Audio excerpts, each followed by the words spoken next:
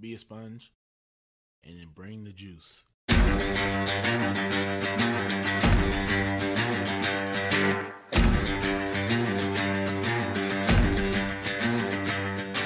By focusing on your improvement, by focusing on your progress, and eliminating any fixed mindset that you may have and acts of perfectionism, then you encourage your own mastery. On some level, we do what we want to do 24 hours a day. Now, sometimes it may not seem like that, but if I'm choosing to work instead of sleep, what I'm actually saying is keeping my job is more important than sleeping. I'm tired of this. I'm tired of getting beat. What can I do to get over this hump?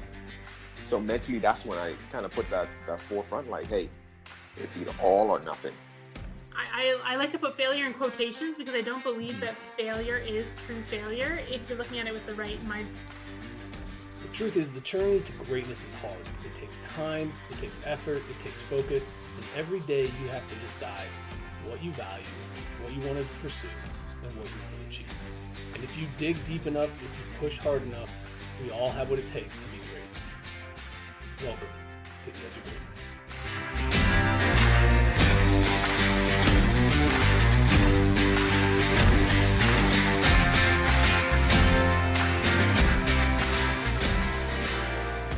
Hello and welcome back to another episode of the Edge of Greatness with your coach, Charles Schultz. And today, before we get into the episode, what I want to do is make sure that you took a moment last week to listen to my conversation with Tyler Tote. Tyler is an incredible man. He's been doing some amazing things. He's built a following on Twitter of up to over 180,000 people. And he's done that because he's genuine, he's positive, he gets after it, he does what he says. And people want to be inspired by people like that. They want to follow someone like that because I think deep down we all want to become someone like that. But in order to become like Tyler, like those that we aspire to, we have to find a purpose. We have to find something bigger than ourselves. And I don't care what line of work you're in, what stage of life you're in, or where you're going. There is something out there that's bigger that you have to attach yourself to, that you have to want, and that you have to find value in committing to do the time to be better at it.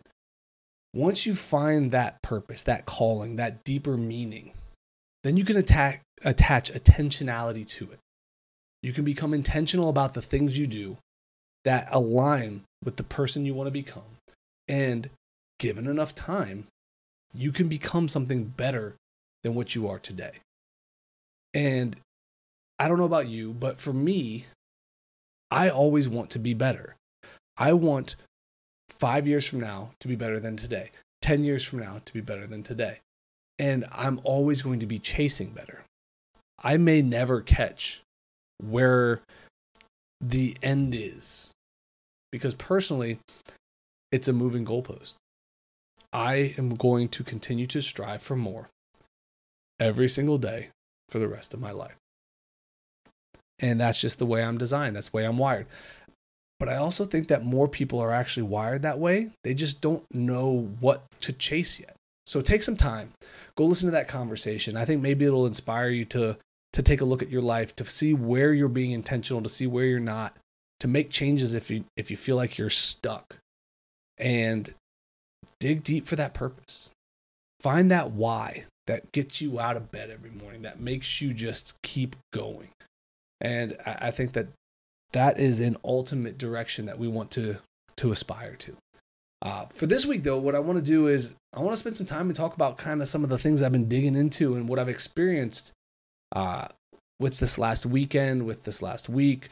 There are a couple things that have been top of mind that have been, I guess, very important in my development and then also in my thought processes. So let me go a little bit more into that before it gets too confusing. First off, this weekend was really cool. So for me, my wife and I got to get away from the kids for the first time in 5 years. We took a vacation without them. We went down to Nashville for my best friend's birthday. He turned 40.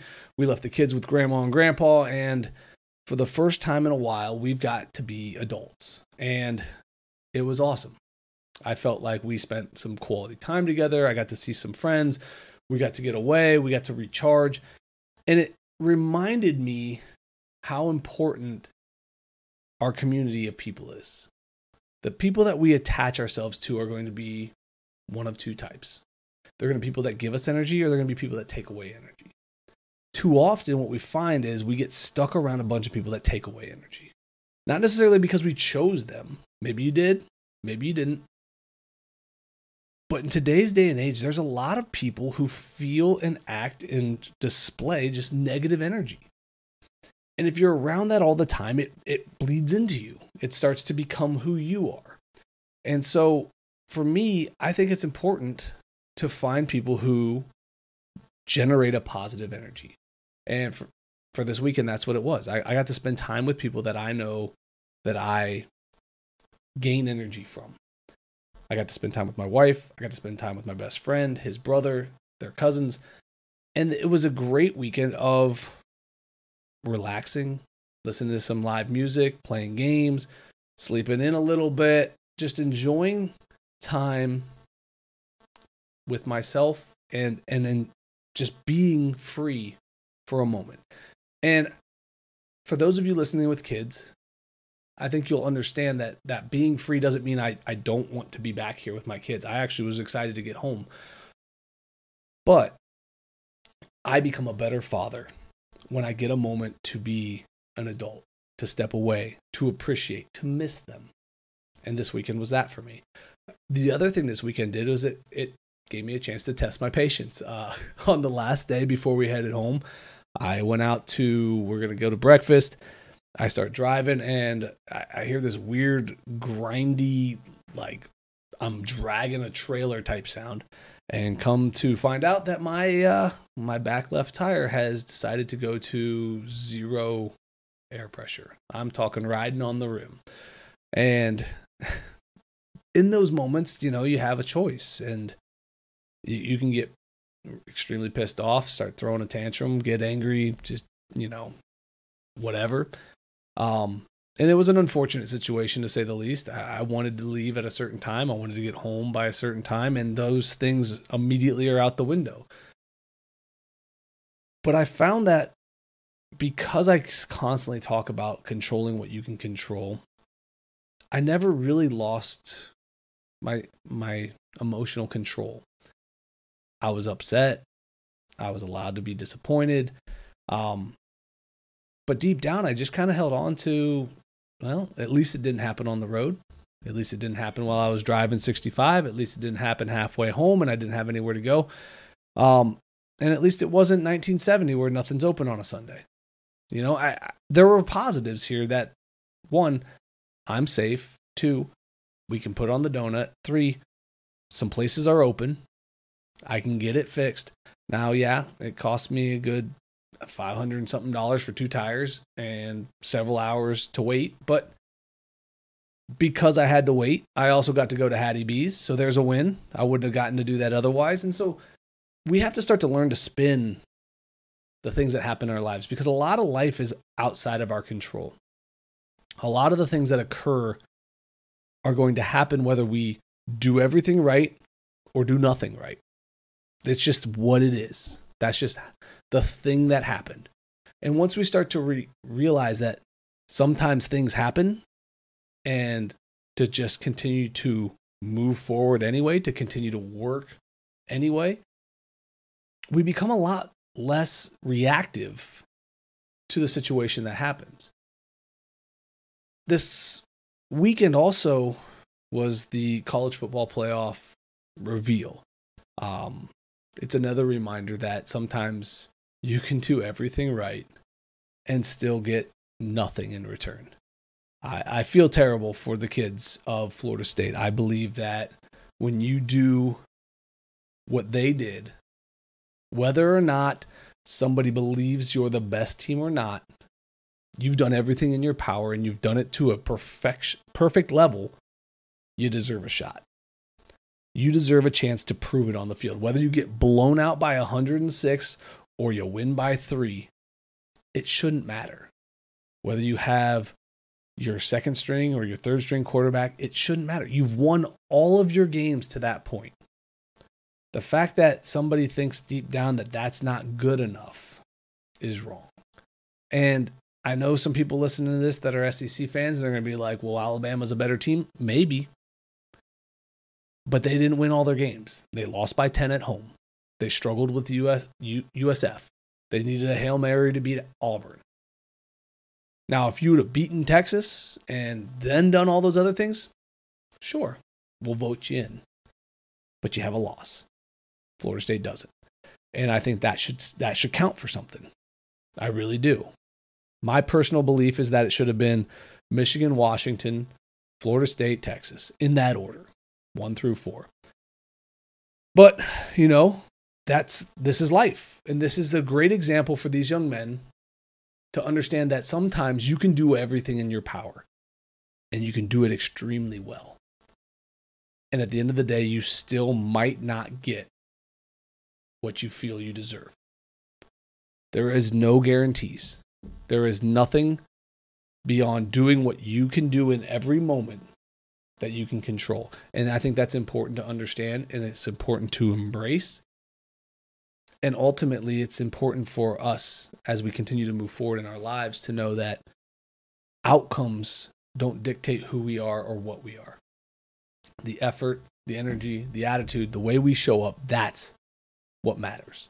So, it's been an interesting week. It's been an interesting weekend. I think that's the main thing I wanted to kind of get over today is the more we practice self-control, the better we get.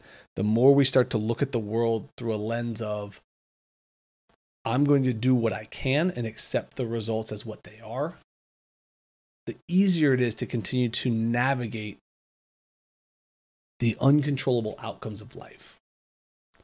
Because, like I mentioned several times so far, the outcome isn't ours to decide. Do your best, show up every day, put in the work, and at the end of the day, the outcome is the outcome. It's not because you did something right or wrong. There's often not much you can do other than just keep plugging along. And if you plug along long enough, eventually I think you'll see the results that you seek. It may not be today, it may not be when you want them, but down the road at some point, you will find what you're looking for. I hope you all have a wonderful week. Continue to strive and push yourselves closer to greatness. Don't be afraid to reach out. I'd love to hear what you're doing, how you're doing it. And if you need any help, I'd love to spend more time with you. You can connect with me on Twitter. I'll make sure that ends up in the show notes. It's Coach Schultz. And then shoot me an email at charles@theedgeofgreatnessproject.com and tell me about what you've been working on, what you're working through, how I can help, or if there's something that you're looking for specifically in upcoming episodes. I think the more we connect with each other, the more we communicate what we're doing, the easier it'll be for me to direct the content in a way that can support the direction you're trying to go. I hope you have a beautiful day. As always, keep reaching for the stars. Fall flat on your face. Remember, whenever we fall, always get up. Thank you for joining us today on the Edge of Greatness podcast. If you haven't yet, please take a minute now to subscribe and review our show. Join us again next week as we continue to dig deeper into the key components of greatness. The path to greatness is never linear, so remember to keep pursuing greatness no matter what. Keep stretching your abilities, reach for the stars, and fall flat on your face. But remember, no matter what happens, whenever we fall, always get up. Until next time, I'm Charles Schultz, and this was the Edge of Greatness podcast.